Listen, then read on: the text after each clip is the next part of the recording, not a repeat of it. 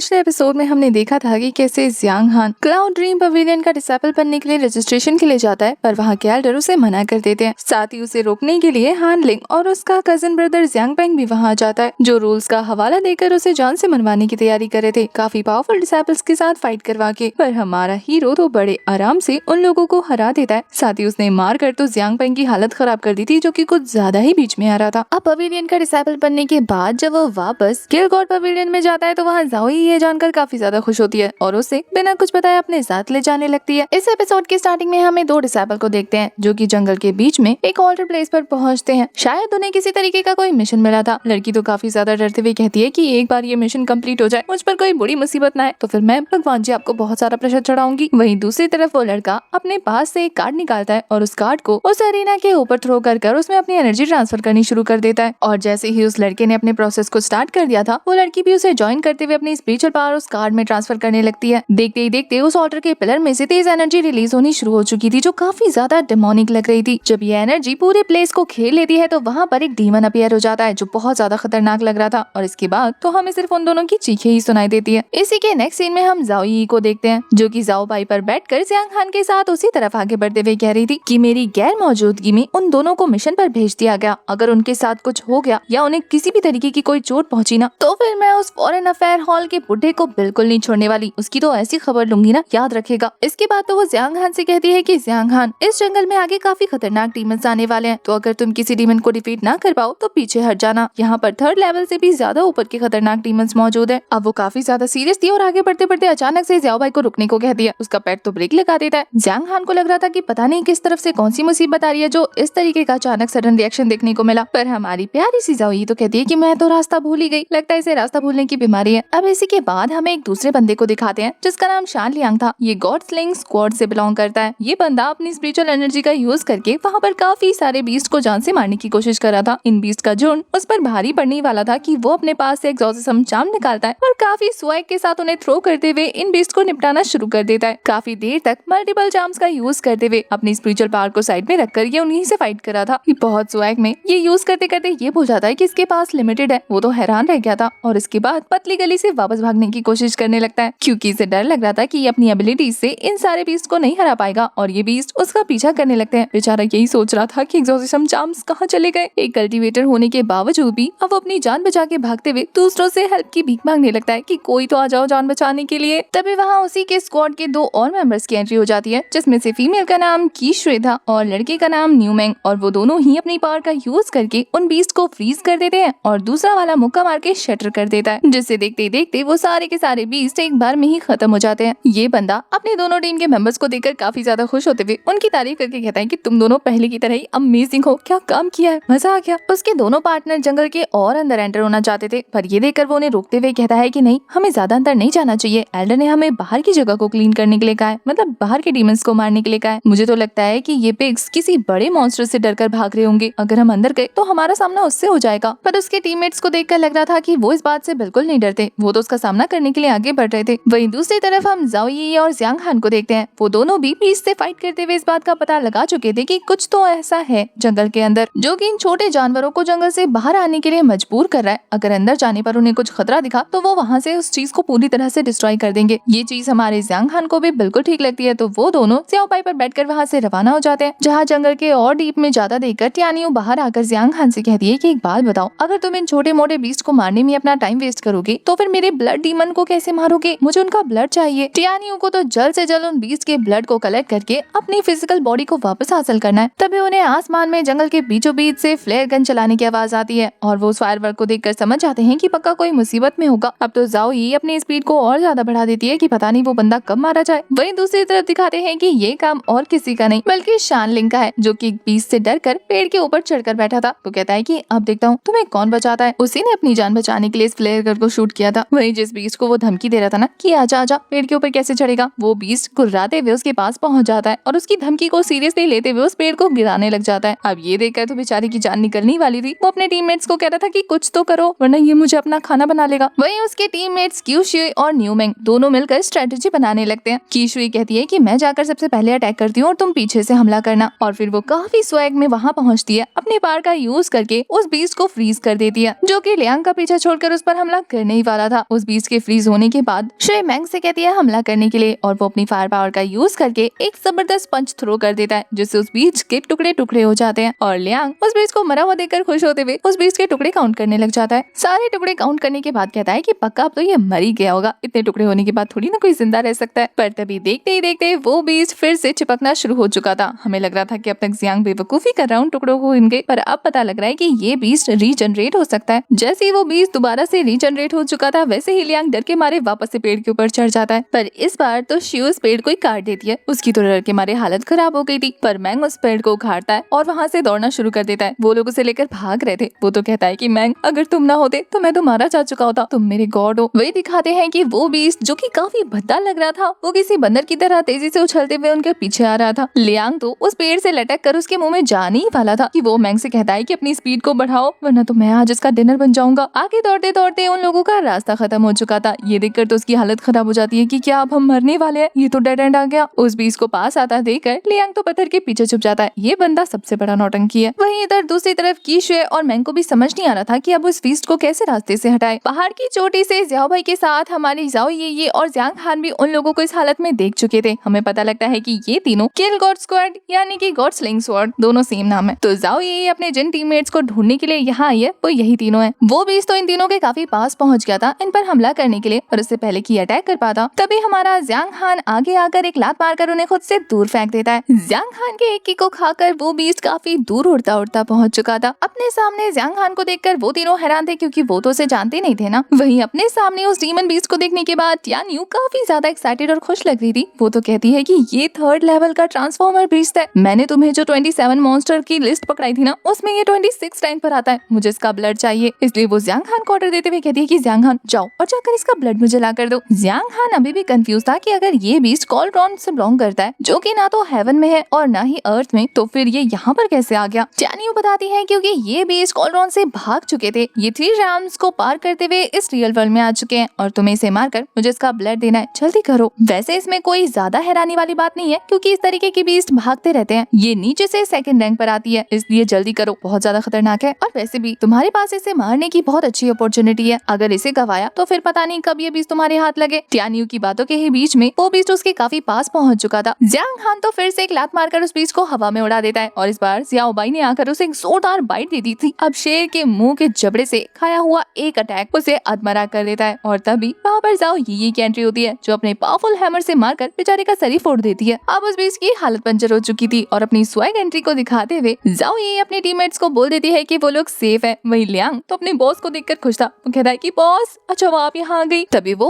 अपनी बॉस यानी ज़ाओ ये को हमारे जियांग हान के बारे में बताना चाहता था, पर वो नोटिस करता है कि जियांग हान तो यहाँ से गायब है। उसे समझ नहीं आता कि वो कहाँ चला गया। पर तभी हमें पता लगता है कि जियांग हान तो उस बीस्ट के नीचे पहुंच चुका है, जो कि वापस से जब उस बीस्ट को होश में आता देखता है तो जमीन फाड़कर उसे ऊपर उठा देता है और हवा से नीचे आने से पहले ही वो अपने डैगर की हेल्प से इतने स्लैशेस लगा चुका था ना कि उस बीस्ट के फिर से टुकड़े टुकड़े हो जाते हैं और वो काफी स्वैग में अपने डैगर को वापस से रख देता है। उसे लग रहा था कि ये बीस्ट मर चुका होगा, पर तभी वो बीस्ट वापस से ट्रांसफॉर्म होना शुरू हो चुका था। लेकिन उसके प्रोसेस को बीच में ही रोकते हुए ज़ाओ ये अपने पास मौजूद तिलिस्मान का यूज करके उसकी बॉडी में आग लगा देती है। लियांग अपनी बॉस को देखकर इतना ज्यादा खुश था कि वो हक करने के लिए दौड़ पड़ता है, पर वो रास्ते से हट जाती है और बेचारा जियांग हान की गोद में गिर जाता है। जियांग हान को देखकर कहता है कि अरे तुम तो काफी ज्यादा हैंडसम हो, लेकिन तुम हो कौन। जियांग हान उससे खुद को इंट्रोड्यूस करता है तो उसे समझ नहीं आता कि उसे ये नाम सुना सुना क्यों नहीं लग रहा। तभी उसकी बॉस उसके कान के नीचे लगाते हुए कहती है कि क्या बकवास करे हो, और वो कहता है कि बॉस मैंने सच में ये नाम कभी नहीं सुना। वही ज़ाओ ये को सबसे ज्यादा फिक्र कीशुए की हो रही थी, तो वो उसके पास जाकर पूछती कि क्या तुम ठीक हो। वो भी अपनी बॉस को देखकर खुश थी। तभी वो उससे जियांग हान को इंट्रोड्यूस करते हुए कहती है कि इससे मिलो, इसका नाम कीशुए है और ये जियांग हान हमारी टीम का नया मेंबर। ज़ाओ ये कीशुए के बारे में बताती है कि ये लड़की सिर्फ दिखने में कोल्ड है, वैसे सबसे ज्यादा काइंड हार्टेड है और हाँ हमारी गॉड स्लेयर टीम की सबसे बेस्ट प्लेयर है। ये मिस्टिक प्रोफाउंड रियल्म की 7th लेवल पर है। ये सुनने के बाद तो जियांग हान इम्प्रेस हो चुका था। वहीं ज़ाओ ये उसका रिएक्शन देखने के बाद कहती है कि इससे ज्यादा पंगा मत लेना वरना कूट देगी। इसके बाद वो जियांग हान को न्यू मैंग से मिलवाती है, ये कहते हुए कि ये बंदा बहुत ताकतवर है, मिस्टिक प्रोफाउंड रियल्म की 3rd लेवल पर है, पर इसे सिर्फ 2 चीजें पसंद है, एक तो खाना और दूसरा सोना, पर ये बहुत ज्यादा बहादुर भी है। वही हमारा जियांग हान तो ये देखकर हैरान था कि ये बंदा खड़े खड़े सो गया, ये तो सच में पक्का जीनियस है। जब शैन लियांग की बारी आती है तो ज़ाओ ये उसका नाम लेने से पहले ही मुंह बना चुकी थी। वही वो तो खुश हो जाता है कि बॉस अब मुझे अच्छे से इंट्रोड्यूस करेगी, पर वो कहती है कि छोड़ो इसके बारे में क्या ही इंट्रोड्यूस करना। इसके बाद वो अपनी टीम को लेकर पहुंच जाती है फॉरेन अफेयर हॉल्स में रिपोर्ट करने के के लिए। वहीं शैन लियांग इस बात से नाराज हो जाता है कि बॉस आपने मुझे इंट्रोड्यूस नहीं किया, पर जब वो देखता है कि हमारे जियांग हान को पहले से ही उसका नाम पता है तो वो खुश होते हुए कहता है कि क्या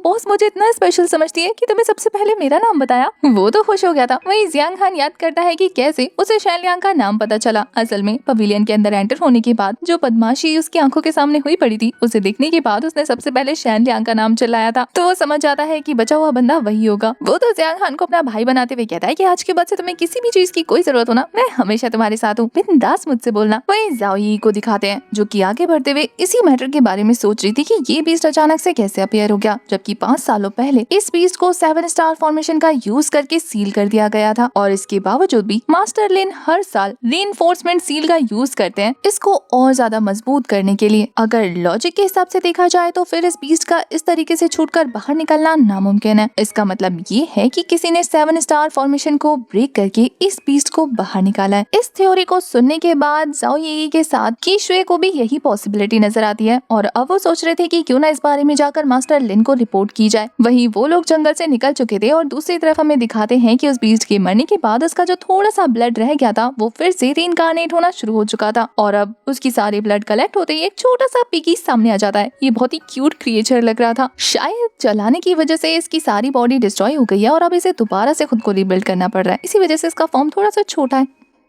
नेक्स्ट सीन हमें क्लाउड ड्रीम पवेलियन का मेंशन मेन हॉल दिखाया जाता है, जहाँ पर एक डिसाइबल एक ग्रैंड एल्डर को बता रहा था कि कैसे उनका प्लान चौपट हो गया और इसे करने वाला और कोई नहीं बल्कि जियांग हान है। यानी कि ज़ाओ यी और उसकी टीम जो सोच रही थी कि इन बीस्ट को जानबूझकर आजाद किया गया है वो बिल्कुल सही था। वो काम और किसी का नहीं बल्कि इसी एल्डर का था। इस एल्डर को जब जियांग हान के बारे में पता लगता है तो वो कहता है कि फिर से वही जियांग फैमिली का यूजलेस बंदा मेरे रास्ते में आ गया, क्या वो इतना ज्यादा पावरफुल है? पर वो डिसाइबल बताता है कि नहीं ग्रैंडपा, असल में तो वो पर्पल मेंशन के 7th लेवल पर है, लेकिन फिर भी पता नहीं कैसे उसके पास मैजिकल पावर है और वो बीस्ट को कंट्रोल कर सकता है। ये काफी अजीब बात नहीं है कि वो अपनी कल्टीवेशन से भी ज्यादा पावर वाले बंदों को हैंडल कर सकता है। हान लिंग के ग्रैंडफादर कहते हैं कि तो क्या हुआ अगर उसके पास 100 से भी ज्यादा मैजिकल पावर्स हुई, फिर भी अगर वो हमारे रास्ते में आया तो हम उससे निपटा सकते हैं। हान लिंग खुश हो जाता है ये सुनकर कि उसके दादाजी के पास प्लान है। वो पूछता है कि आप क्या करना चाहते हैं? ग्रैंडपा बताते हैं कि कुछ नहीं, जियांग पेंग को डार्क सिटी भेजो, वहाँ पर काफी सारे लोग हैं जिनके कंधे पर बंदूक रखकर हम जियांग हान को निपटा सकते हैं। उनका प्लान था कि वो किसी को हायर करेंगे, किसी पावरफुल बंदे को, और उससे जियांग हान को मरवा देंगे जिससे इनका नाम नहीं आएगा। हान लिंग भी अच्छे से समझ आता है कि उसके दादाजी डार्क सिटी में मौजूद ब्लडलेस डीमंस की बात कर रहे हैं। अगर इन लोगों ने उनके साथ कांटेक्ट किया तो ज़ाओ यी और जियांग हान को मरने से कोई नहीं बचा सकता, पर उन्हें हायर करने की वजह से ये लोग फंस सकते थे। और इसी बारे में जब उसके ग्रैंडपा उससे बात कर रहे होते हैं तभी अचानक से उनके मेंशन मेन हॉल का दरवाजा ओपन हो जाता है और हमारे हान लिंग को लगता है कि ये जियांग पेंग है, तो वो उस पर बरसना शुरू कर देता है कि तुम्हें दिखाई नहीं देता मैं अपने ग्रैंडपा के साथ मीटिंग कर रहा हूँ। पर तभी एक आवाज आती है जो कि कह रहा था कि मैं यहाँ से गायब क्या रहा, तुम लोगों ने क्या खुद को ओनर बना लिया? क्या तुम भूल गए हो कि यहाँ का सिर्फ एक ही ओनर है? और हमें पता लगता है कि ये इस पवेलियन के डेप्यूटी हैं जिनका नाम हान जिंग है। ये और कोई नहीं बल्कि हान लियांग के सेकंड ग्रैंडफादर है, उसके ग्रैंडफादर के छोटे भाई जो कि 15 सालों से आइसोलेट होकर कल्टीवेशन कर रहे थे। उन्हें देखने के बाद उनका भाई कहता है कि तुम 15 सालों के बाद अचानक से बाहर कैसे आ गए? पर अपने भाई के मुंह से इस तरीके का सवाल सुनने के बाद वो गुस्सा करते हुए कहते हैं कि तुम्हारी हिम्मत कैसे हुई मुझसे ऐसा पूछने की? तुम तो मुझे ये बताओ कि जिनहू माउंटेन में आखिर इतने सारे डीमन बीस्ट कहाँ से अपीयर हुए? पर तभी हमें ग्रैंडफादर की बातों से पता लगता है कि आने वाले टाइम में उनके सेक्ट में काफी बड़ा कंपटीशन होने वाला है जिसमें अलग अलग पवेलियन और स्क्वाड के बच्चे आपस में फाइट करेंगे और विनर के मास्टर को काफी हाई पोजीशन मिलेगी। तो वो इस बात को इस तरीके से मैनिपुलेट करते हुए कहते हैं कि हान लियांग के रास्ते में वो किलिंग गॉड स्क्वाड के बंदे सामने आ रहे थे और उनमें से जो जीत सकती थी वो क्यूशिया थी, इसलिए उन्हें रास्ते से हटाने के लिए उन्होंने ये प्लान बनाया जो कि चौपट हो गया। वैसे यहाँ पर ग्रैंडफादर ऐसे शो करने की कोशिश कर रहे थे जैसे कि वो हान जिंग की हेल्प कर रहे हो, उनकी पोजीशन को और ज्यादा हायर करना चाहते हो। पर हान जिंग कहते हैं कि बकवास बंद करो, तुम ऑलरेडी काफी ज्यादा चालाक हो, तुमने मेरे ज़ुआनजिंग मेंशन को भी मुझसे छीन लिया। पर ग्रैंडफादर कहते हैं कि मैं तुम्हारा भाई हूँ, आखिर मैं तुम्हारे साथ ऐसा कैसे करूंगा? मैं तुम्हारा तलिस्मान क्यों लूंगा? जिंगे उनकी बात को इग्नोर करते हुए हान लिंग से कहता है कि मेरे उस बीस्ट बिंगो का क्या हुआ? वही बीस्ट जिसकी हेल्प लेकर हमारे ग्रैंडफादर हान लिंग के ग्रैंडफादर गॉड स्लेइंग स्वॉर्ड के बंदों को मारना चाहते थे। हान लिंग बताता है कि कीशुए और न्यू मैंग मरने ही वालों थे उसके हाथों से, पर अचानक से सारी बाजी पलट गई और ये काम और किसी का नहीं बल्कि एक ऐसे बंदे का है जिसकी कल्टीवेशन तो बहुत ज्यादा कम है, लेकिन फिर भी वो शेप शिफ्टिंग शैडो टेक्निक का यूज करके आराम से बच जाता है। उसी ने ये किया है। अब शेप शिफ्टिंग शैडो टेक्निक के बारे में सुनने के बाद एल्डर इंटरेस्टेड लग रहे थे, वो हान लिंग के बारे में और ज्यादा जानना चाहते थे। तो हान लिंग उन्हें जियांग हान के बारे में डिटेल में बताने लगता है जो कि शीली जैसे छोटे विलेज से बिलोंग करता है। उसका कजन मेरा दोस्त है और ये बंदा अब आते आते ही गॉड स्लेइंग स्क्वाड में शामिल हो गया। अब जियांग हान के बारे में सुनने के बाद एल्डर कहते हैं कि याद रखना, अगर तुम्हारा उस बंदे से कभी सामना हो, या तो उसे अवॉइड करना ताकि उसका सामना न करना पड़े, या फिर एक ही स्ट्राइक में उसे जान से मार देना, वरना तुम मरे पड़े मिलोगे। ये बोलने के बाद वो कहते हैं कि दोबारा मुझे डिस्टर्ब मत करना, और वो फिर से वापस कल्टीवेशन करने चले जाते हैं, वो भी एक एनर्जी की फॉर्म में शिफ्ट होकर, यानी कि इनकी कल्टीवेशन बहुत ज्यादा हाई है। यहाँ हान लिंग को लग रहा था कि उसके अंकल ग्रैंडफादर काफी ज्यादा इंटरेस्टेड है जियांग हान में, पर इस बारे में सुनकर उसके ग्रैंडफादर मुंह बनाते हुए कहते हैं कि ये बंदा जिसके लिए भी इंटरेस्ट शो करता है ना, वो ग्रेव के नीचे पहुंच जाता है। मतलब अब जियांग हान की बारी है निपटने की। अब ये कैरेक्टर कितना अच्छा है कितना बुरा, अब तो ये नेक्स्ट टाइम जब विजिबल होगा तभी पता लगेगा। दूसरी तरफ हम जियांग हान को देखते हैं जो कि पिल रिफाइन कर रहा था, जो पिल उसे मिली थी स्टूडेंट बनने के बाद। उन पिल्स को रिफाइन करते हुए वो समझ जाता है कि इन पिल्स में कुछ खास नहीं है, अगर वो ऐसी 2000 बॉटल्स भी यूज कर लेना तो भी उसकी कल्टीवेशन टच से मस नहीं होगी, तो उसे कोई ना कोई और रास्ता निकालना ही होगा। वो इस बारे में सोच ही रहा था कि तभी उसे एहसास होता है कि उसके कमरे में कोई एंटर हो रहा है, और वो उस एंटिटी को मारने के लिए अपने हाथ में अपना डैगर लेकर तैयार हो चुका था। पर ये और कोई नहीं बल्कि वही पिग है जो कि हमने पहले देखा था, उसी बीस्ट का छोटू वर्जन। पर इस बारे में जियांग हान को पता नहीं था, तो उसे समझ नहीं आता कि आखिर ये स्पिरिचुअल बीस्ट यहाँ पर क्या कर रहा है। पर तभी उस बीस्ट के अंदर से टियानियू की आवाज आती है, और हमें पता लगता है कि ये तो टियानियू का नया फिजिकल फॉर्म है। उसने हमारे जियांग हान से उस बीस्ट को मारने के लिए कहा था ना, और उसके ब्लड एसेंस को एब्जॉर्ब करने के बाद उसे ये पिग की बॉडी मिल गई, यानी कि वो इस छोटू पिग के फॉर्म में किसी को भी दिख सकती है, कुछ भी खा सकती है। वो इस बात से एक्साइटेड होते हुए कहती है कि पहले तो मुझे ये बॉडी पसंद नहीं थी, लेकिन कोई बात नहीं, अब इस फॉर्म में आने के बाद मैं बहुत सारा खाना खा सकती हूँ, तो मैं खुश हूँ। जियांग हान को भी उसकी इस छोटू फॉर्म पे हंसी आ रही थी, लेकिन काम चलाने के लिए वो भी रेडी था। यहाँ पर तो टियानियू उन कैंडी की डिमांड भी कर देती है जियांग हान से, जो कि उसने मार्केट में देखी थी। याद है ना, उसने कहा था कि बस एक बार फिजिकल फॉर्म मिल जाए फिर तो 100-200 खा लेगी। जियांग हान कहता है कि ठीक है, कल सुबह खिला दूंगा। पर तभी अचानक से हमारे जियांग हान के रूम में जाओ यी आ जाती है, जो कि उस छोटे से स्पिरिचुअल बीस्ट को देखने के बाद हैरान थी। उसे समझ नहीं आता कि जियांग हान को ये स्पिरिचुअल बीस्ट कहाँ से मिला। तभी एक एक करके वहाँ पर उसके बाकी सारे टीममेट्स भी आ जाते हैं, जो कि उस छोटे से स्पिरिचुअल पेट को देखकर काफी हैरान थे। उसकी सिस्टर ली को तो ये बहुत प्यारा और क्यूट लगता है। वहीं जियांग हान सबसे झूठ बोलते हुए कह रहा था कि ये घर पे पाला था, देखो ना मेरा पीछा करते करते यहाँ तक आ गया। और वहीं सबको इतना ज्यादा खुश होता देखकर टियानियू सभी के सामने क्यूट बन रही थी। पर जाओ यी का तो उसे लेकर कुछ अलग ही प्लान था, वो तो चाह रही थी कि वो उसे रोस्ट करके खाए। पर तभी टियानियू कहती है कि मैं टेस्टी नहीं हूँ। उसे बोलता देखकर ये लोग हैरान थे कि क्या ये बोल भी सकता है। तभी शैन लियांग आगे आकर कह रहा था कि हम इसे अभी नहीं खा सकते। टियानियू को तो लग रहा था कि ये बंदा अच्छा है, तो वो उसकी तारीफ करने लगती है। पर शैन लियांग कहता है कि इसे खिला पिलाकर मोटा करके बड़ा करते हैं ना, तब खाएंगे। टियानियू और ज्यादा डर जाती है। वैसे तो ये सारे लोग उसके साथ मस्ती कर रहे थे, तभी बाहर से ग्रैंडपा आवाज मारते हैं सबको डिनर के लिए, और हमारी टियानियू खुशी खुशी अपने फिजिकल फॉर्म में खाना खा रही थी। खाना खाते खाते एक्साइटेड होकर गर्म पानी पी लेती है। सभी लोगों को उसकी हरकतों पर हंसी आ रही थी।